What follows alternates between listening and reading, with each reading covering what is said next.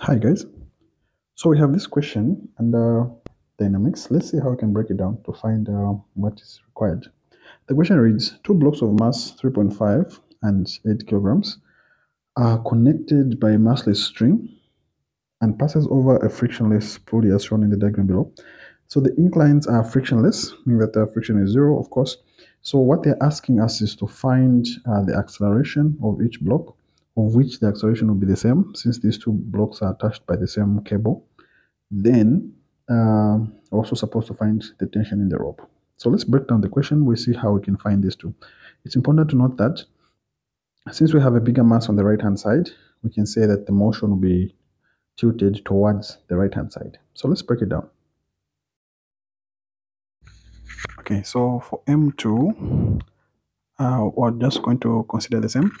So to start with, we know that we're using Newton's second law of motion, the x-axis, which is equals to M2A. Okay, now how many forces do we have? We have two forces in the x-axis. Remember, we're not using y because the surface is frictionless. So this force is a positive because it's in the direction of motion. Tension here is negative because it's opposing motion. Remember, motion is in this direction. So let's start with tension. We'll say tension is negative plus mg sine is positive. This is m2g sine theta. This is equals to m2a.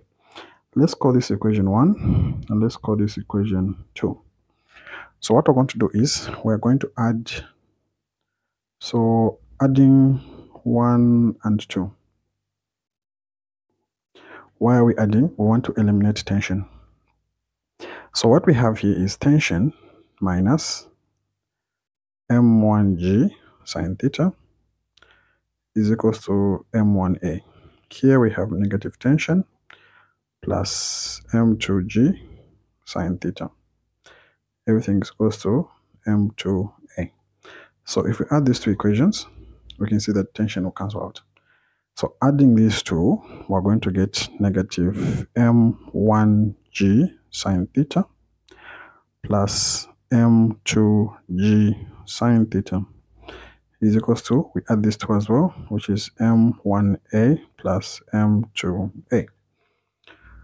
Then from there, we can easily calculate acceleration because tension has cancelled out.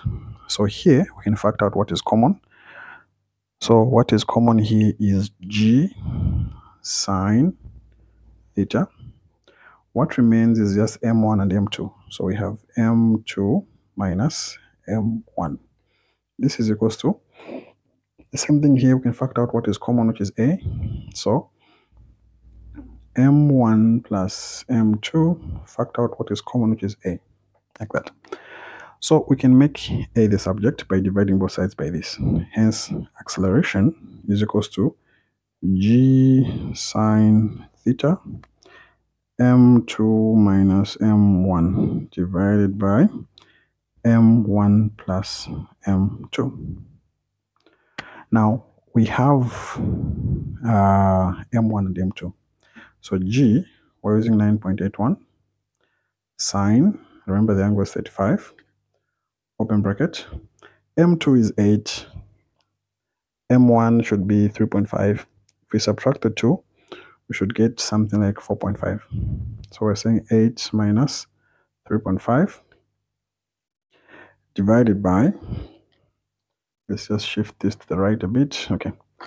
Divided by the sum of the two, which is 11.5. Remember again, it's 8 plus 3.5.